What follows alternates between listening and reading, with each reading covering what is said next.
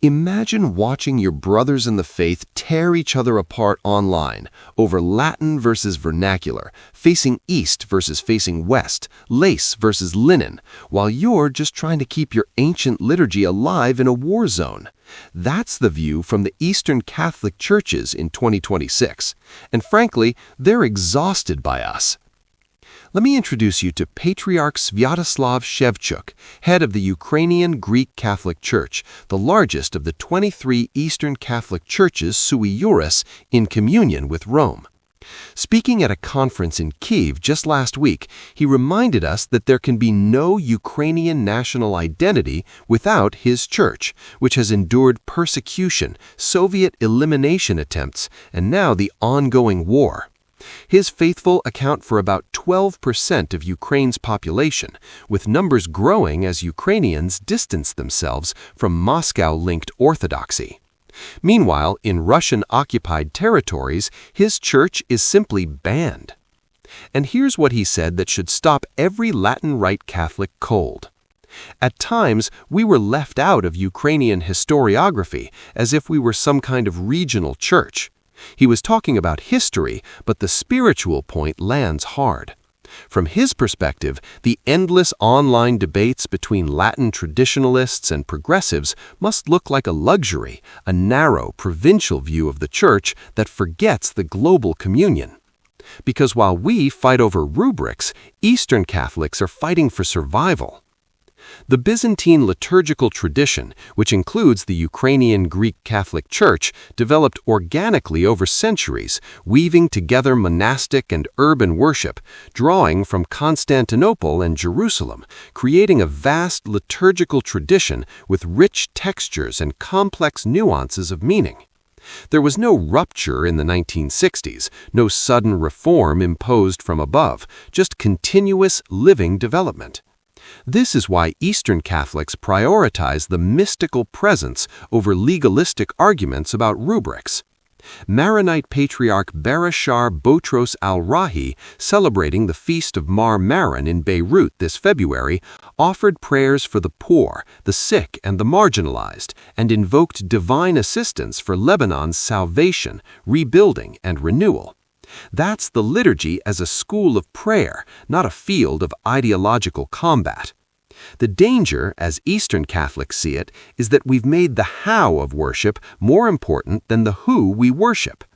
When secular seekers look at the Catholic Church and see division instead of the gospel, we've failed. When liturgical legalism obscures the face of Christ, shifting focus from sacred mysteries to human grievances, we've lost the plot. Now, to be fair, the East isn't immune to liturgical tensions.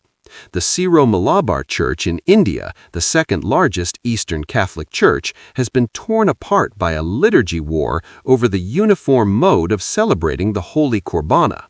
We're talking street brawls, hunger strikes, burning of pastoral letters, and even the immolation of cardinals' effigies. In December, gangs clashed inside a cathedral, dragging the altar across the sanctuary and sending sacred vessels crashing to the ground. 500,000 faithful in the Archeparchy of Ernakulam-Angamali remain in open dissent. So yes, the East has its battles too, but here's the difference. Even in their conflict, the focus remains on the liturgy itself, on how to worship authentically, not on whether the past 50 years of church life were legitimate or not.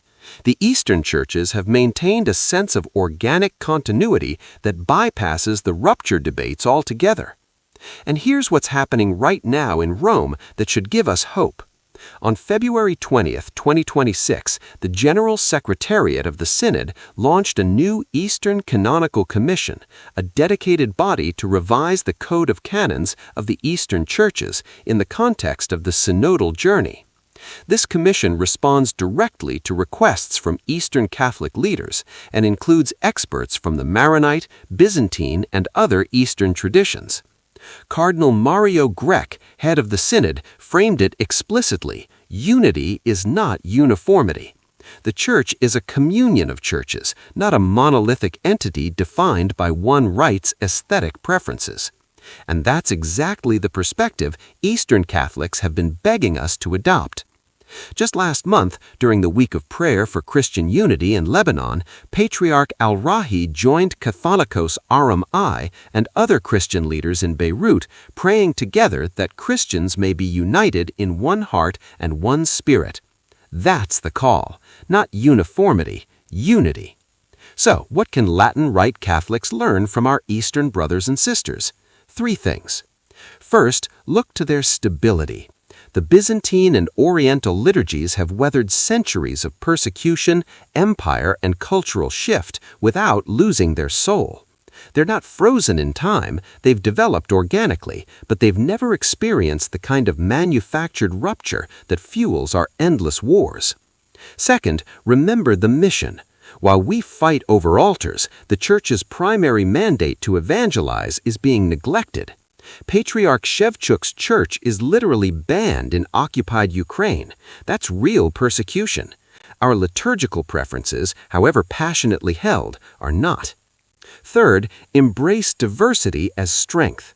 The 23 Eastern Catholic churches aren't anomalies to be tolerated, they're treasures to be celebrated. Their liturgies, their spirituality, their canon law all enrich the universal church, and their existence proves that unity doesn't require sameness. The altar is supposed to be the place of reconciliation, the meeting point between heaven and earth, between God and man, between brother and brother, not a weapon used against fellow believers. So maybe it's time to end the online crusades.